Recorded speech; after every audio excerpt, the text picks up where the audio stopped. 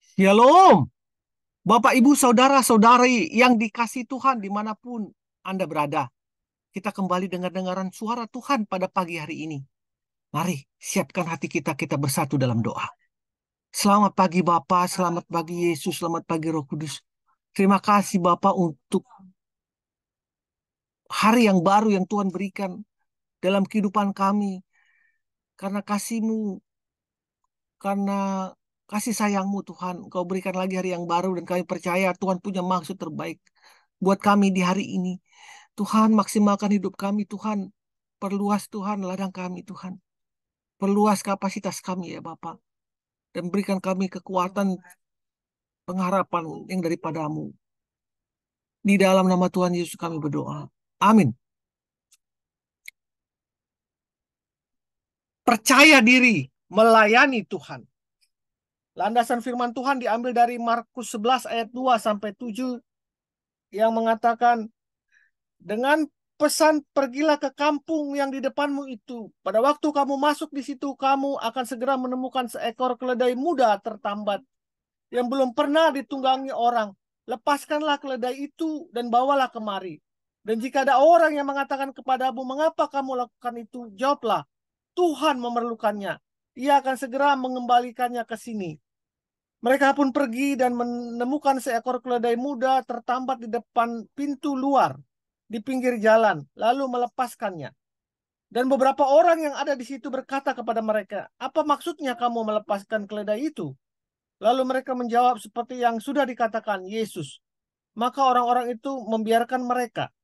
Lalu mereka membawa keledai itu kepada Yesus dan mengalasinya dengan pakaian mereka. Kemudian Yesus naik ke atasnya. Bapak, Ibu, Saudara-saudara yang dikasihi Tuhan.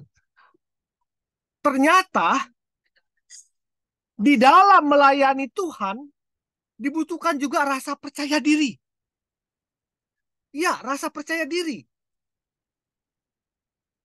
Namun sangat disayangkan karena tidak semua orang Kristen memiliki percaya diri ini. Beberapa kali saya berjumpa dengan orang Kristen yang demikian.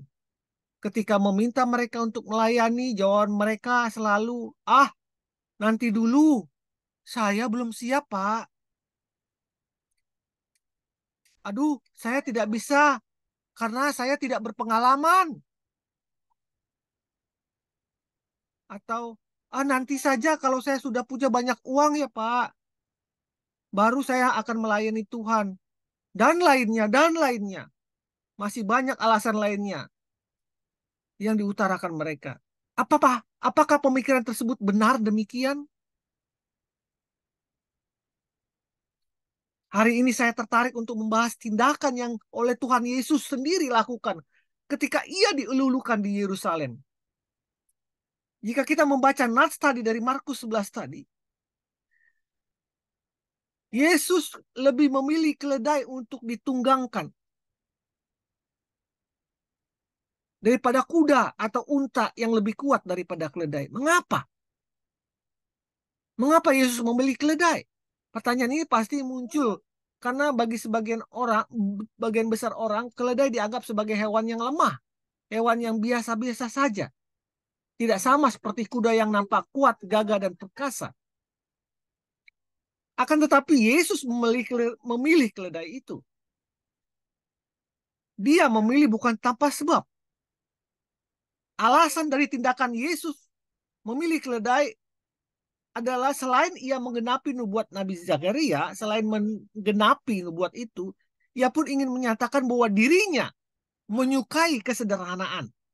Dia hadir di tengah kesederhanaan. Dan itu dia pesankan terus sejak ia lahir. Ia lahir tidak memilih tempat yang mewah dan nyaman, tetapi tempat yang sangat sederhana. Ia pun tidak memilih orang tua yang kaya raya sebagai orang tuanya, tapi hanya seorang tukang kayu. Dan ketika ia melayani ke kota-kota, ia tidak mengendarai apapun atau mengendarai kuda. Ia memilih untuk berjalan kaki, saudara-saudara. Itulah wujud kesederhanaannya. Dan lagi ketika ia memilih murid-muridnya, ia tidak memilih orang-orang terpandang saja atau yang kaya raya saja, ataupun orang-orang yang suci. Sebaliknya ia lebih memilih orang-orang berdosa, orang-orang yang hidup sederhana, bahkan yang tidak dianggap oleh dunia menjadi murid-murid.